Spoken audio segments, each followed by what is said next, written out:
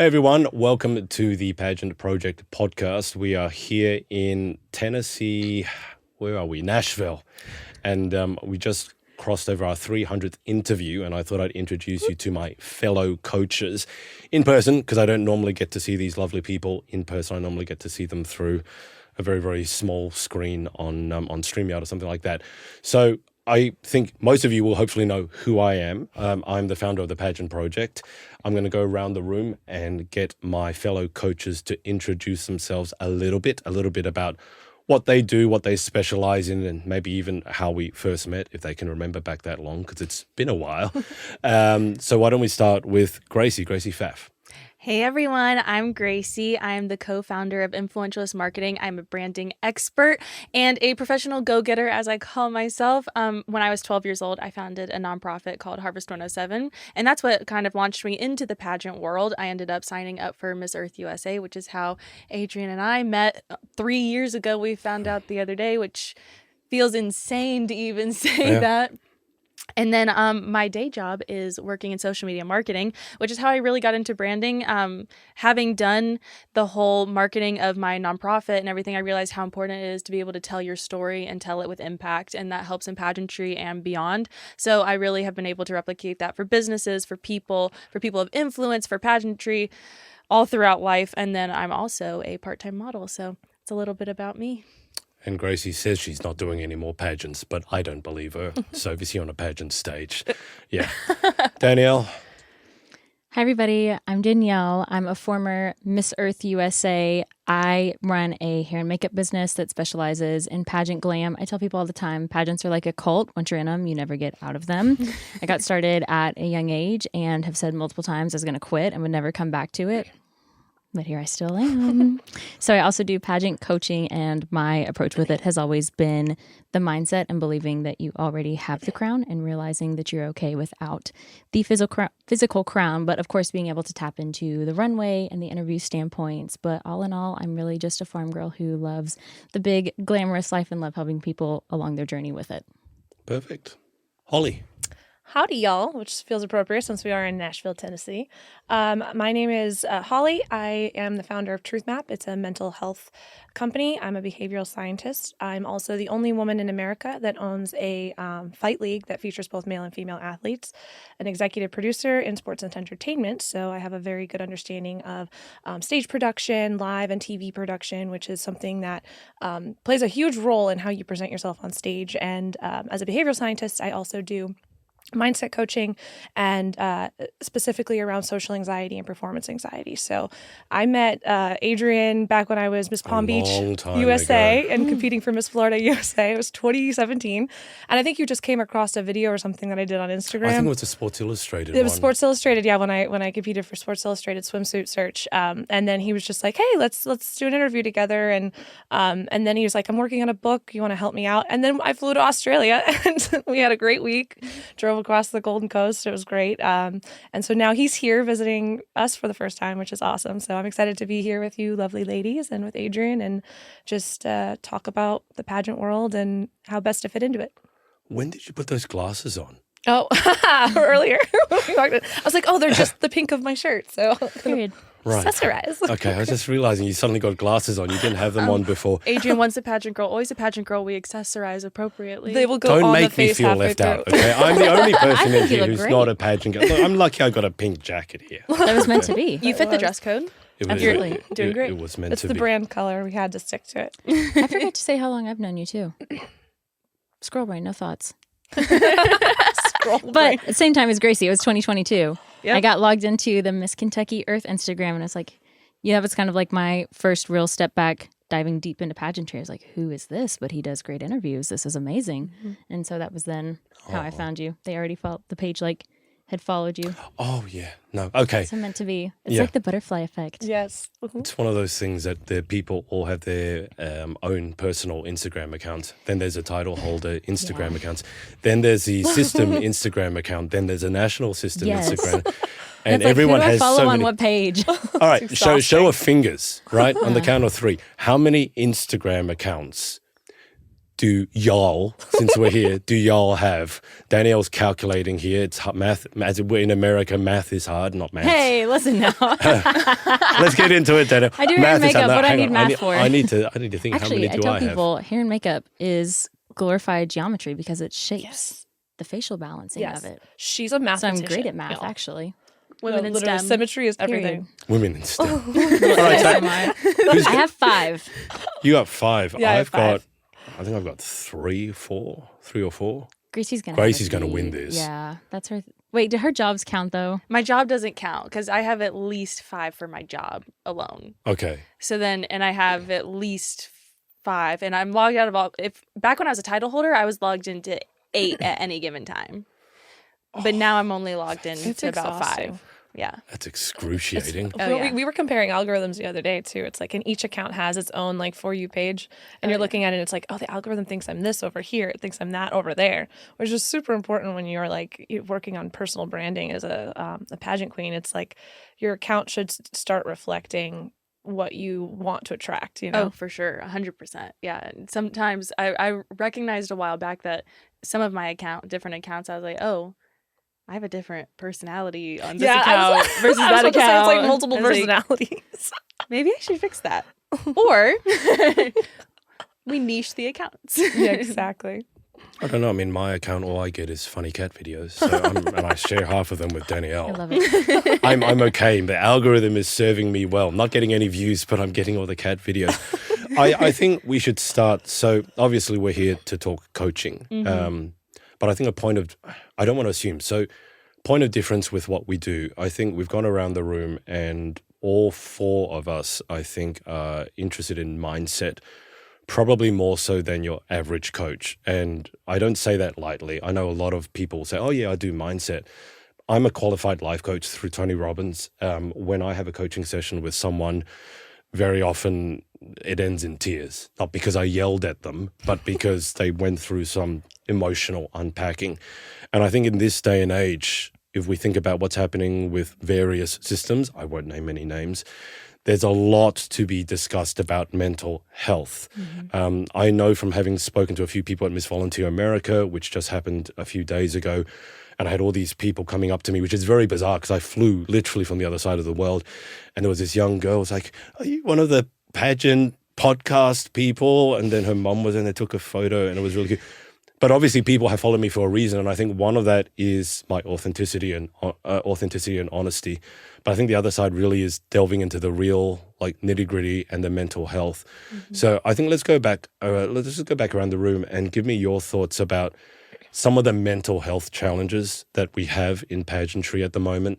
I think a lot of it is to do with social media. I mean, I'm scared to think that you would have 8 Instagram accounts because 1 is enough for me. But Gracie, why don't we start with yourself? So you're the social media expert. What do you think about the state of mental health in pageantry at the moment? There's definitely its pluses and minuses to it, especially when it comes to social media in general. It's all about in how you use the platform, of course. However, some of it is unavoidable. You're going to run into negativity. You're going to run into hate comments. You're going to run into those fan pages that aren't going to have you picked for that top 5 for that winner. I mean, Danielle and I have talked about this how many times, and to be truthful, it sucks. It hurts. I mean, I've had pages where I've received literal death threats for no apparent reason. For what? No apparent reason. Yeah, I was singing in my car, and someone commented that they hoped that I got into a car crash and died. Wow. And That's a lot. and to People like are be lovely. in your early 20s and like see stuff like that, like that weighs on you heavily. I went through a long period of time where, as someone who loves social media, I didn't post for a long time because I was like, I'm just going to constantly be getting stuff like this. What's the point? Yeah. And you have to be able to build up your mental fortitude to be able to say, like, I can handle this and I can block out the negativity. Of course, you're human. At the end of the day, you're not going to be able to be, unfazed by it completely. If you didn't care at all, I might be a little worried about you. Yeah. But I think it's about how you have this love for yourself and how you know at the end of the day that you can go to bed knowing that you are a good person, that you are doing what you're called to do, and you're just putting out positivity into the world. When you're not, you're not fighting back with rude comments, you are not targeting any, group of people. You are just putting out your light, your energy. You don't have anything to worry about. And staying authentic to yourself is the best way to combat that. And when it comes to mental health and pageantry, you're going to run into people who aren't met with that. And you just need to be able to be okay with distancing yourself. I always say that mute button on Instagram is a beautiful feature. Snaps to Instagram for that. I used to do it when I competed. I'm sorry to the girls that I used to compete with. I've muted all of you. Every single one of you. Actually, except for Danielle. I think Danielle was maybe one of the only people that I've never muted. That's so sweet. On Instagram. It was, I think I could probably count on one hand the amount of people I've not muted that I've competed with. And it was people that I just didn't feel that type of energy that was, that I could even potentially feel any type of negative energy coming from. If I didn't know you very well, or I didn't catch some type of positive energy from you, you were getting muted. It didn't matter. Or even if it was an insecurity within myself, sometimes it didn't have anything to do with the other person. It was for my own mental health. It was muting. It was just what I needed to do so that I could succeed. And it was just like, sometimes you just have to do that for yourself. And then after competition, unmute, connect. Be like, oh my gosh, girl, I loved your outfit, by the way. And you can go on and be friends with those people. But you have to do what's necessary for yourself in that moment. You have to protect your peace at the end of the day. Were you ever tempted to mute Danielle? No, I actually wasn't. No. When she was the first person to reach out to me when I became the Tennessee title holder. Oh, okay. And she reached out to me and she said, I would love to meet you. I know we only have a couple weeks until nationals, but I would love to meet you if you have time. Did not have time. I had 6 weeks to prepare for a national competition, and I hadn't competed in a pageant in 2 years, and I was terrified. And I was like, you are literally the nicest person, but I do not have time to meet you, but I can't wait to meet you when we go to nationals. And she was like, I totally feel you. I can't wait to meet you. Like, best of luck. And now, can you two, so Holly has context, can you two describe the relationship and friendship you have now? Because my entire feed is half cat videos, and then half the two of you hanging out all the time. Doing dumb stuff. And Danielle saying, stop cuddling me. So I got us an Airbnb with 2 beds this time. We need the rumors to stop. I am not that big of a cuddler. I'm saying it, and I'm saying it now. I'm not a psychopath. I can leave her alone. Danielle for short said you periods of wrapped time. your leg around her.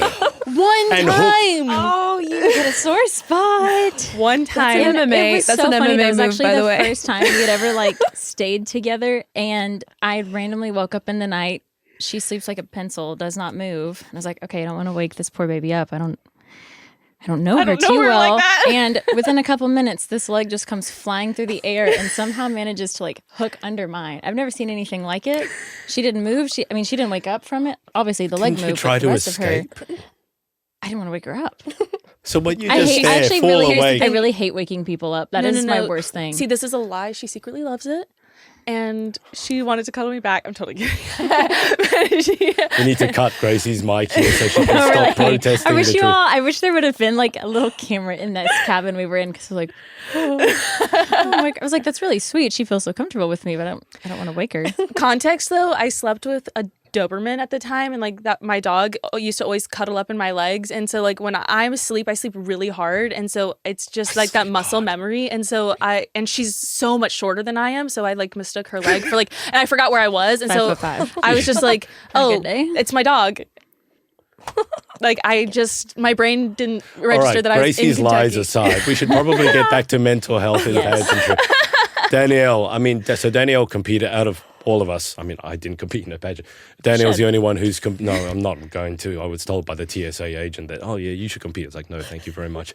Danielle's the only one who's competed at a pageant overseas representing the States. So I'd love to hear your thoughts on mental health in pageantry. What can we do better? What are we still struggling with? But also your personal journey with mental health in pageantry. Actually, to piggyback off a lot of what Gracie said, social media was such a big part of it. For me, a lot of the pages that followed me, my journey, Miss Earth USA, knew that I'd had a very big weight loss journey prior to competing, but I felt that also made me an easier target for them to come and say, she needs to lose weight if she's going to stand a chance, needs to have lipo, needs to do whatever, which I always wanted to tell people, if you want to pay for it, feel free. I'm not opposed to it, but that actually was so much of my mental health struggles, it became like the financial and balancing everything with it, because pageantry is so expensive. And I don't think people truthfully realize the depths of it, especially to go to anything to like a national level, and not just like your hometown through a national and it's just the, same 10 girls from your state, like a true national level production, or even like an international level production, trying to balance like everything as a title holder, because you only get a year of it. You want to make the most. You've busted your tail to get to that point, so you don't want to miss an opportunity or a moment. But then one of my big realization moments, I was at a nursing home and looking at all the cute like elderly people around me. I was like, this is so special. I love that I get to have this moment. But then I thought of like my grandmothers who I hadn't seen and God knows when. It was like, I can visit nursing homes when I'm not Miss Earth USA, but like tomorrow with my grandmothers isn't promised. So I started to realize then I needed to find like the balance between my life as Miss Earth USA, and then of course work, because like I got bills to pay, I got things to buy to go overseas. I was overseas for right at a month, so to take that time off of work as well, but also know that like my bills are paid. I don't have like a family that can come in and pay for everything for me. It's all on me, which at first I was really excited to come into pageantry. I was like, yeah, this is my money now. I get to have what I want. And then when everything started adding up, I was like, oh man, I don't like this part of it after all. This is so much. So trying to just find that balance, like still keep my sanity through it all, but also to know like I was going to go compete overseas. I wanted to be peak fitness level, peak this, peak everything. So my life, like around the clock, if I wasn't with a hair and makeup client, like I was listening to environmental podcasts, I was sitting with coaches, working on my runway walk, working on my interview skills. I was looking for wardrobe to have. I was at appearances. So it was really just a lot. And I finally had to start like saying no to things, start speaking up for myself and saying, I know this is something you really want me at, but I have like a big, because my work isn't typical either. It's like, but I have a big work opportunity and I really need to prioritize this over anything. It's very hard to speak up and stand up for yourself. Girl, I know it's a taboo subject, but I'll toss it out. I don't mind. The girl the year before me, don't know what was like publicly put out, but there was a replacement of the title holder before me. So that was also, as somebody with like abandonment issues as well, a little traumatizing to look at, because I didn't want it to be me. I wanted to be on my best behavior. I worked too hard and made it too far to like lose it over something like can't make the appearances because I have to work. So I did sit with a therapist for a good point. That's where my therapy journey started. So I meet with her every other week and she helped me learn how to like vocalize for myself and realize too that, some things aren't as important as others. Yeah. It's out of all of that, I definitely second that pageantry is not cheap. Lord, no. So that might be traumatizing in and of itself. Yeah. I don't think people realize though where it can go expense wise, and especially to be as competitive as you want to be. I feel like it's just become such a money pit. Oh, for sure. And you can even be one of the more frugal title holders and still toss out so much money. Like I know girls who were spending tens of thousands of dollars on gowns, not even just wardrobe in general, gowns. Don't look at And me. it couldn't be me. Like I've never spent that much on a gown before, and I was still tossing out so much I money. just I know I need to come back to Holly for their mental health, but just quickly, one of the things that really bugs me is we tell girls who are competing in pageantry it's not about the gown. And then all the girls spend $10,000 minimum on a gown. So can someone please explain that to me? Because those two seem to be very sort of opposite. So if it's not about the gown, why can't I just go thrift something? Why do I have to spend $10,000 on a couture custom, blah, blah, blah, blah, blah? I mean, does anyone have any? I think it kind of depends on the system.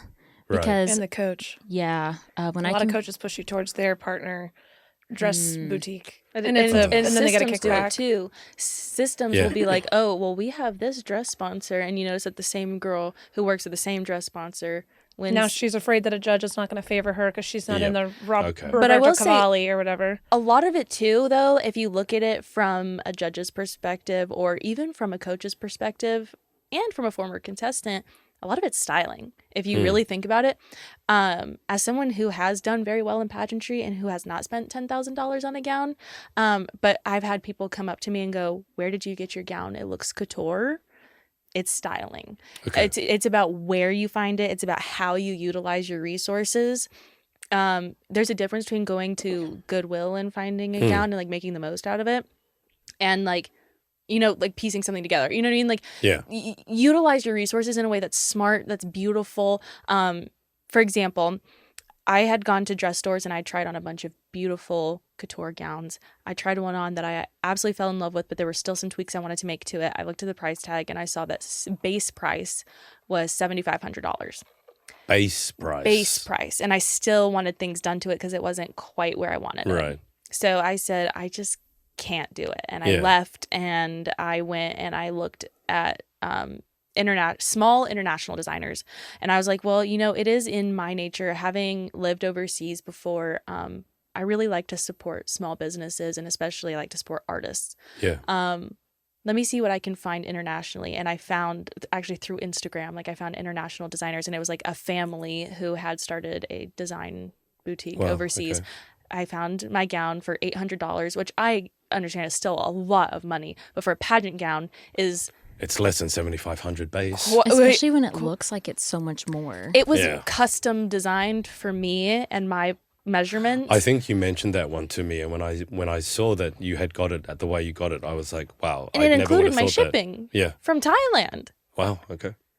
And so it's like you have to utilize your resources in a smart way. Yeah. And it was fully beaded. Like I could have done something for less expensive, but I had already set a budget for myself. Yeah. I knew that I could afford a little bit more. I wanted to put my all into this, and, you know, did I spend more in pageantry than I probably should have or really wanted to?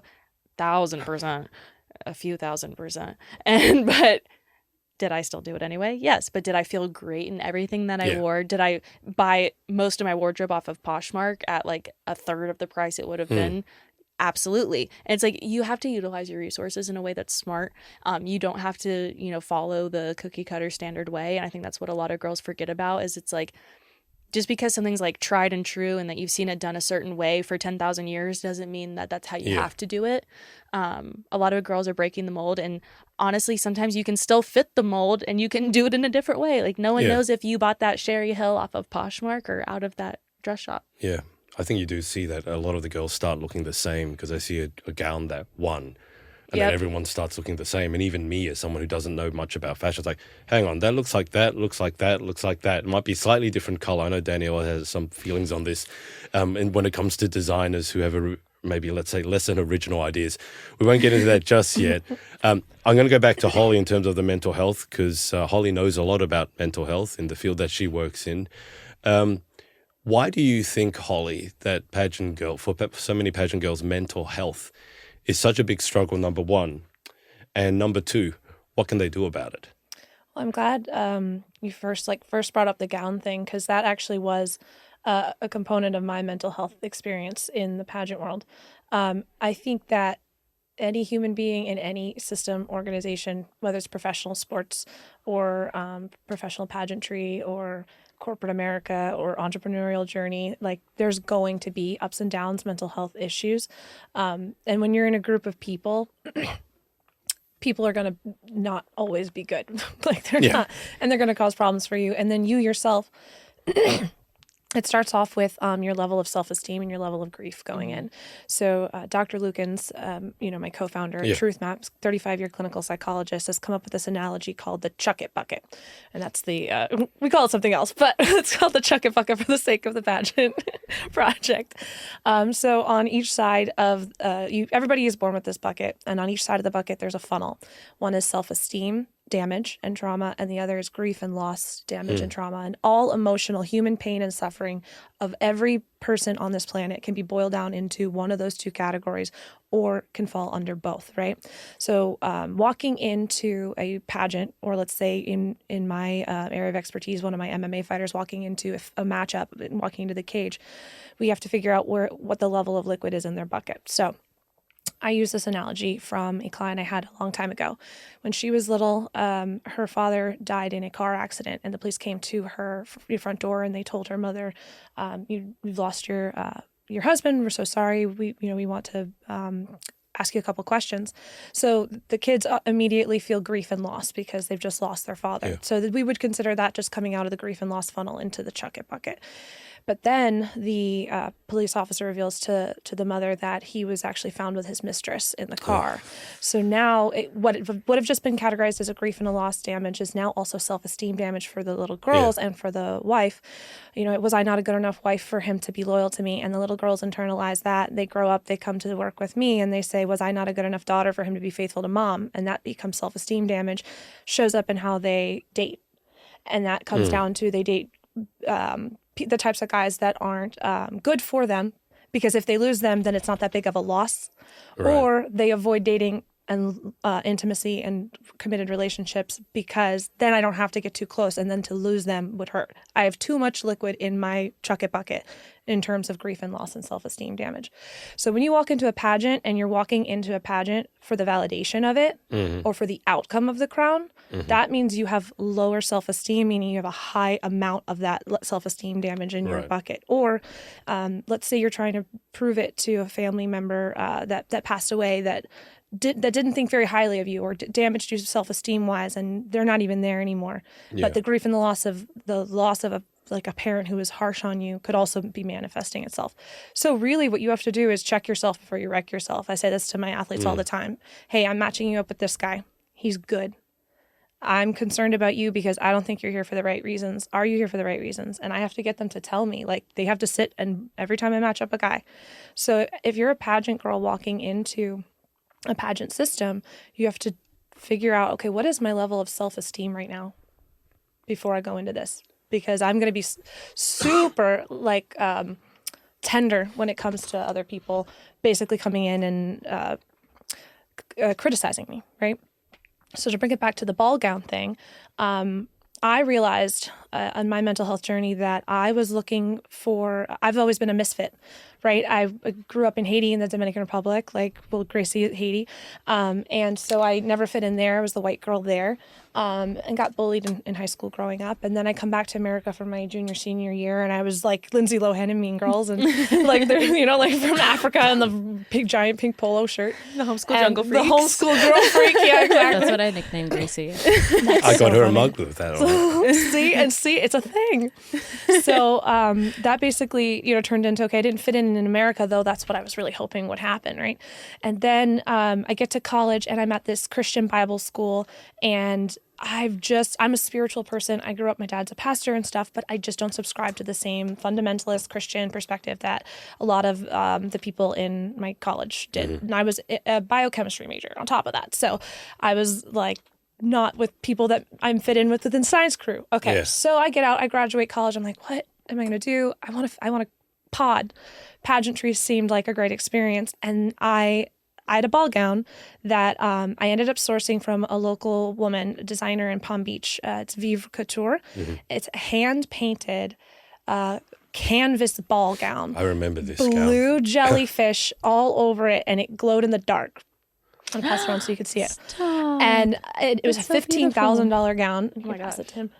And she let me have it for free, and she fixed it up, I and remember then that we one. did a whole photo shoot for it. Yeah. So, but I didn't have a coach at that point yet. I had already gotten this gown. I was just so excited that I even had a dress. I didn't know that there was Giovanni and that, you know what I mean? So I get Jules Meyer as my coach, and she's like, okay, well, what about your gown? And I was like, I've already got it. You're going to love it. She goes, okay. Okay, that's a dress for sure. And I had starfish clips and everything. And I show up and everyone's on beaded sparkles. Yeah. Not one person has a gown like mine. But I love my gown so much. And I'm like, great, just another place I don't fit in. Do you know what I mean? And I realized after that 1 year experience, I was able to walk away because I didn't care about getting the crown. Yeah. That wasn't my outcome. My outcome was to make friends. Yeah. My outcome for me was to have the experience. And that's why I was able to walk away after 1 year.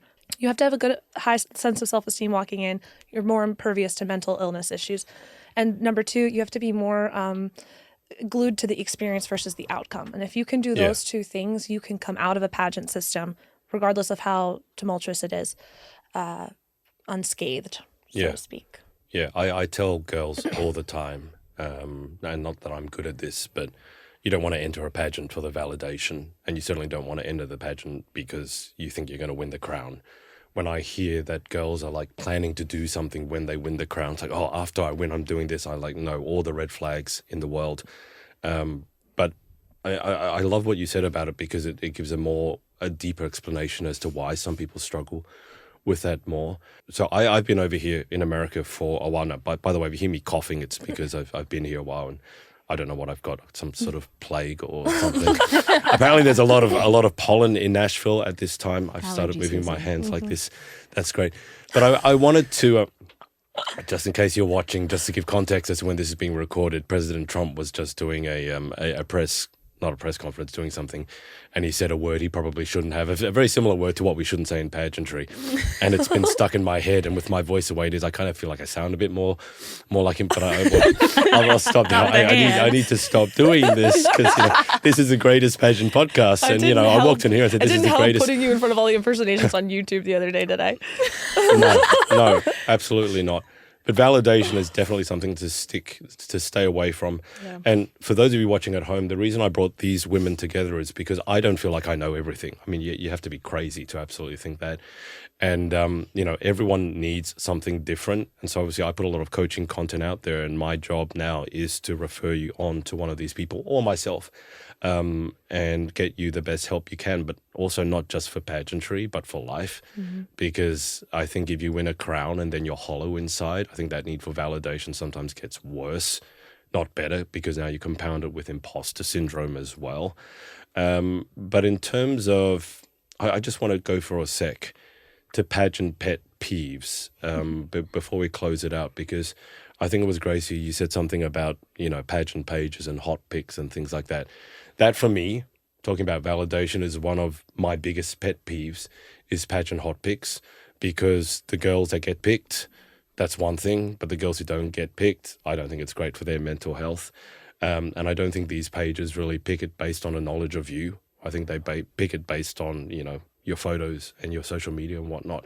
But do we have any pageant peeves, or am I the only one? Oh, I have so many. The number one thing that bothers me, though, is after a girl gets crowned and all of a sudden there's zero community service happening. Mm-hmm. And before... Performative advocacies. You know how I feel about that. Yes. It bothers me so much because it's like, oh, honey, that was your whole personality before you won the crown.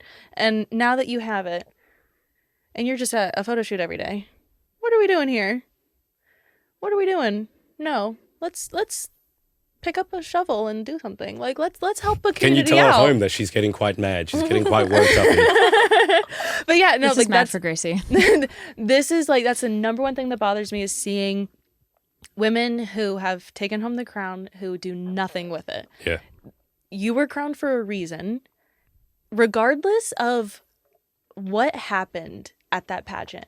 We talk about pageantry, we talk about the ins and outs of it, whether it was the best pageant of your life and you worked your tail off to get it, whether or not there were politics involved in it, regardless of how the pageant went, how you won that title, how you're being treated, whatever, you have the title and you have a responsibility to the people in your community and the people that you're representing to advocate for them and to be a role model. And if you are not stepping up to that plate, you are failing every single one of those people that you're supposed to be representing. I think that's why, Adrian, you said you loved the Miss Volunteer. Is it Miss Volunteer America? Yeah. System. How many hours did those girls this time do? I think the rough figure was somewhere in the tens of thousands of hours. Berkeley Bryant, the former title holder, had traveled over 60,000 miles in her year, working with the Salvation Army and St. Jude's Hospital out of Tennessee, which gives surgeries away for free, which in America is a huge deal. But I'm with you on the performative advocacy thing. I think another side of that is you see a girl who enters one pageant. Oh, I'm so passionate about the environment. Doesn't win. Goes to another pageant. Suddenly she's really passionate about something else. Oh, now I'm passionate about this. Picking. Now I'm passionate. This is my dream title. And so now this is my... Like, you're either passionate about everything or you're lying. Like one or two, or like last month you were really passionate about heart failure, and this month you're really passionate about like childhood cancer, and then next month you're going to be really passionate about like orphans, and then how much in is that 3 the months you're going to be coaches? really passionate about the environment. And Well, I think that's what we should, if we're bringing it back to coaching, how much of that is the coaches? Like I don't have a coach for this system. I picked the environment because it was truly mine. We're blaming the girls, but are the coaches saying, "Oh, sweetie, you know, the judges over here, they're more like humanity focused, like, you know, domestic violence Let me victims or put it something." this way. I feel very often pageant coaches somewhat similar to tennis coaches. Okay, so I'm not just singling out the pageant industry, but a lot of tennis coaches only go into coaching because they did tennis, they didn't quite make it, and now this is the only thing they can do. So they don't go into it for the right reasons. They don't go into it for the love of coaching. They have no coaching qualifications, and then they become a tennis coach. And I see that happen again and again in pageant coaching, whereas a person has no coaching qualifications, and being able to coach and teach is not a small skill. That is a completely separate skill. It's like there are a lot of tennis players who can hit a great ball. They can't teach you how to hit it because for them, they just do it. And so I see pageant coaching again and again is a questionable quality. I will say, find the one that suits you. I'd say to my clients, because I need to get around to Danielle, I say to my clients, it's got to be strategic. So if someone, for example, my client who was Miss World Australia and now owns Miss World as a director, she had an advocacy about helping reduce the drowning rate in Australia. There was a lot of drownings during COVID, particularly with our Indigenous community because they didn't learn how to swim. Then they see the beach for the first time, and then there was a lot of drownings. Miss World Australia at that time was partnered with Variety, the children's charity. So then she ended up turning her or tilting it slightly towards children. But it wasn't a pre-existing advocacy. She didn't make it up. And I do feel sometimes people are told, oh, you should make one up, or they just make one up. I don't know if it's a coach's or not. I would say it's a bad idea. I wouldn't do it because guess what? People aren't stupid. We can see and we get curious. Why not? I don't post negative stuff. Like, there's no point. But I was like, hang on, you were curious about that. Now you're passionate about this. And now it's reusable straws. And now it's this. And that's, I was like, what are you? yeah.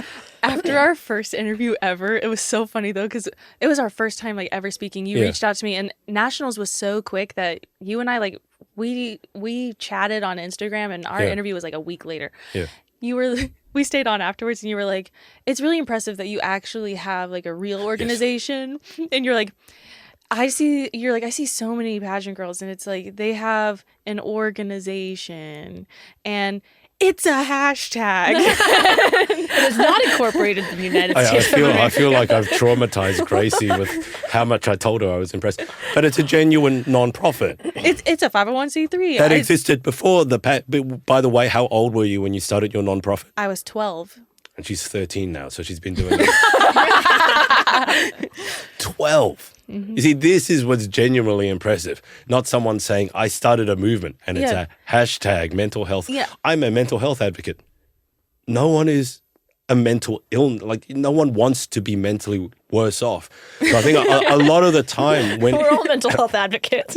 Well, I mean, we've all been through it, right? I've been through some dark times. You have. We've all been there. And so I feel like we can help people with that. Mm-hmm. But a lot of the time there's some things that girls say, and, you know, it'd be good to have substance behind it other than the $10,000 gown and, you know, this and that. Danielle, we were on the subject of pet peeves. You don't have any, right? So I can move straight to Holly. So she's trying to restrain herself. How long do we have, you know?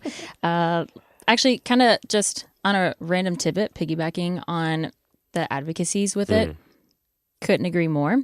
I feel like, you know, if you have like, that's actually the first thing I always ask my clients are like, what system should I go to? What do I need to do? And I'm like, well, why are you here? What do you want out of it? What are you passionate about? But I will say, like, I had this little brain moment, you know, for me, for Earth, I love the environmentalism. I wasn't at the time I was vegetarian. Now I'm vegan. But growing up on a farm and the environment, I loved that aspect of it, especially like being able to incorporate it into the beauty industry. It's so much of what I already do and have been doing.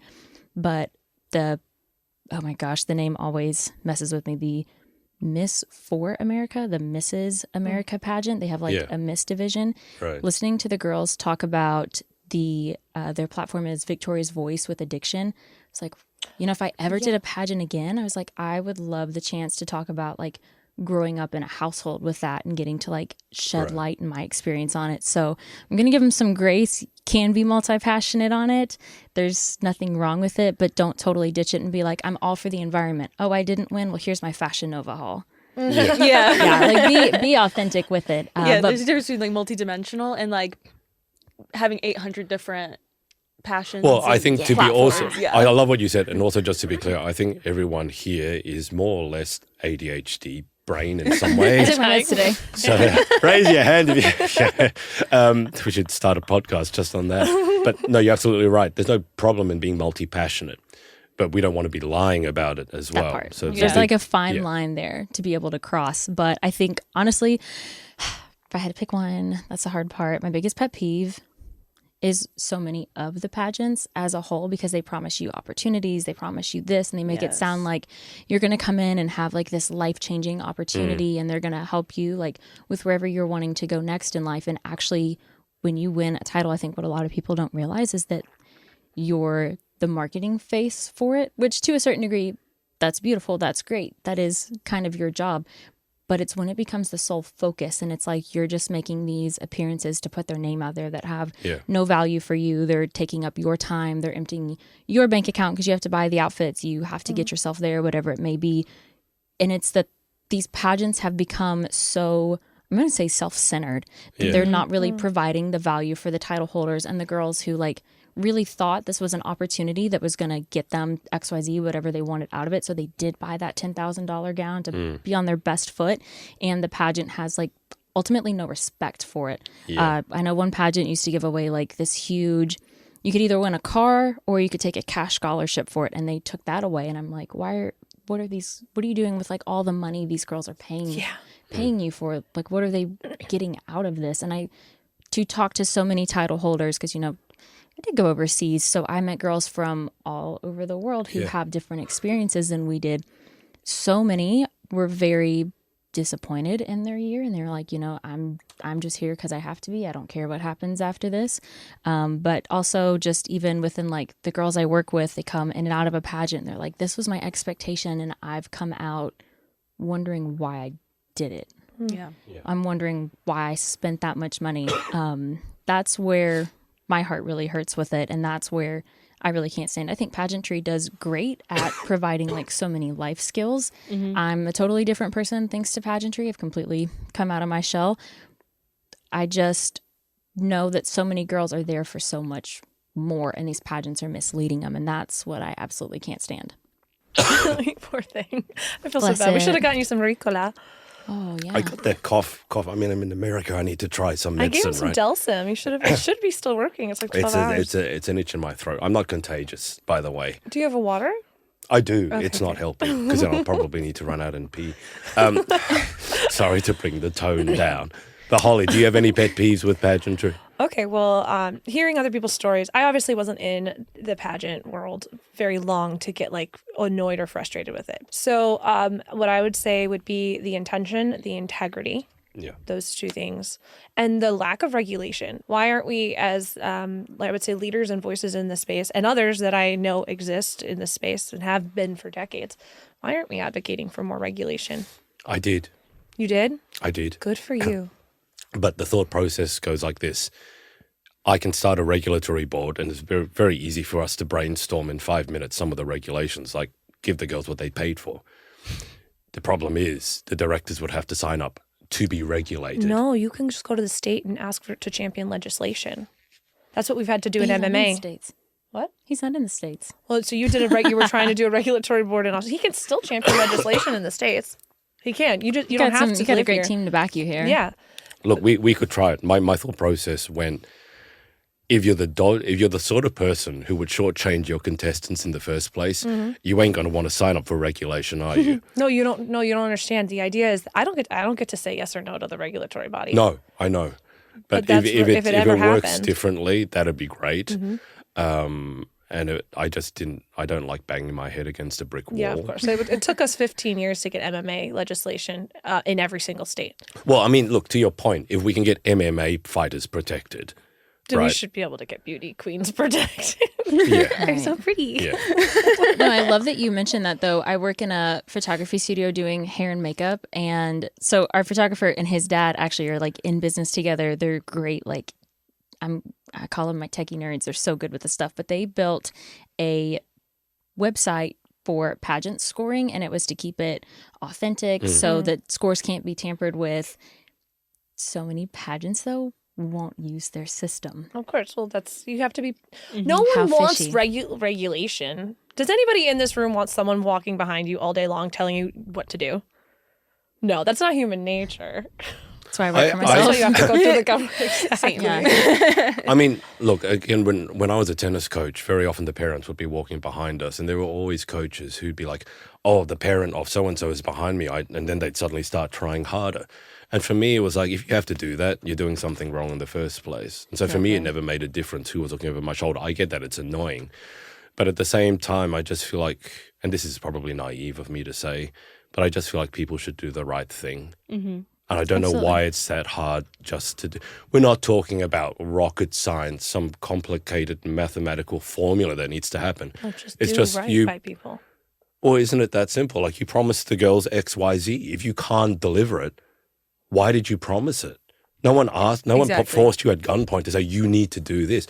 So if you can only give $100 versus $1,000, that's fine, but you promised. So, and I've heard this multiple times. I don't want to get into the details of it because, like any other industry, there's good actors and bad actors. But we should probably begin to wrap this up.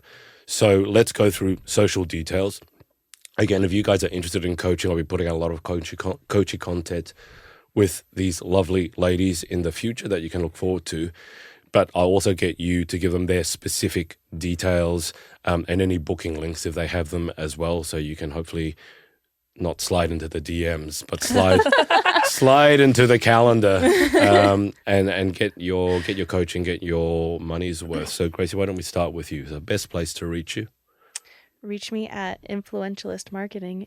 We can drop all the links. I've got Instagram is my happy place, and we've got our website rolling. Calendly is my best friend. So Influentialist Marketing, that's where it's all at, people. Spell influentialist for people. We can put it on the screen. We can put it on the screen.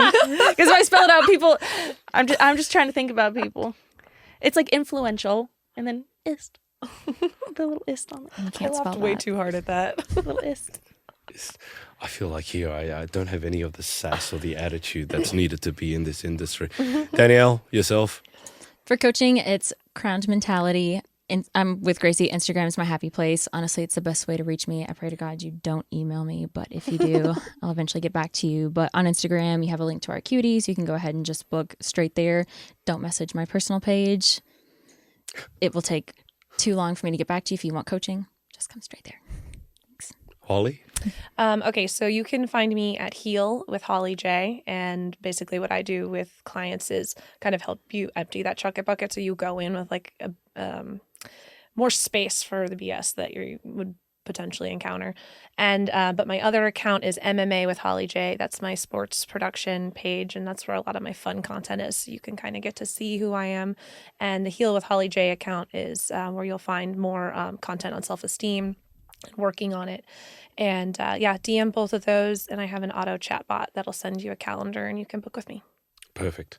All right. And for myself, the Pageant Project, obviously. And if you go to the site and go to the coaching tab, then you better get all those details there. Well, I should very soon. I'll put these guys up, put their links up there because no one can spell influentialist apart from Gracie to my right. But I'll put it there so make it super easy for you to book. And I'll be putting out more coaching content with these guys on their specific areas of expertise. But thank you all so much for coming here. I mean, you guys are closer than I am. I was about to say, no, thank you No, for coming yeah, here. literally. The other side of the planet. He barely made it too. I don't like you, American Airlines. Okay. Not sponsored by American All right. Airlines. If you want to We're sponsor talking me, about you can give me first class tickets for the rest of my life, and then I'll stop talking, about you. But no, I made it here. I survived barely. Thank you, American Airlines. But look, thanks to everyone for watching. As I said, you can be looking forward to more coaching content coming your way soon, and we will speak to you next time.